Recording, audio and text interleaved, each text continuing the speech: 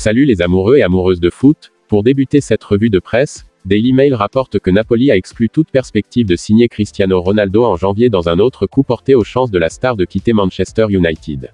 De même, Antonio Conte est suspendu pour le choc de la Ligue des Champions la semaine prochaine à Marseille, et risque de nouvelles sanctions de l'UEFA pour sa furieuse explosion d'après-match. À en croire The Sun, Liverpool a reçu un coup dur dans sa poursuite de Jude Bellingham, le milieu de terrain envisageant de rester au Borussia Dortmund, selon des informations.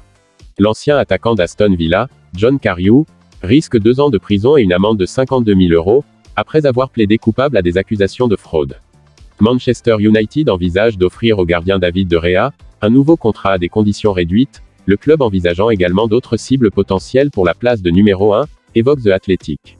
Selon Daily Mirror, Gareth Southgate aura le centre de la fête du Qatar à la porte de l'hôtel et de la base d'entraînement de la Coupe du Monde en Angleterre.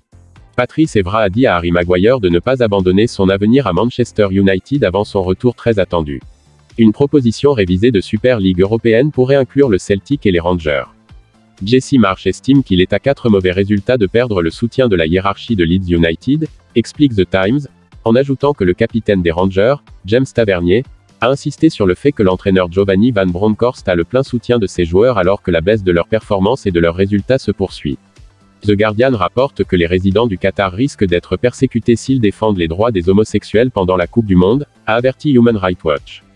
Donald Trump a affirmé que le R&A voulait mettre fin à l'absence de l'Open Championship de Thornbury, et l'ancien président américain a fustigé le PGA Tour pour ne pas avoir conclu d'accord avec la série 54 soutenue par l'Arabie Saoudite. Le Mexique a lancé une candidature officielle pour les Jeux Olympiques de 2036, ont annoncé mercredi le ministère des Affaires étrangères du pays et le Comité national olympique dans un communiqué conjoint.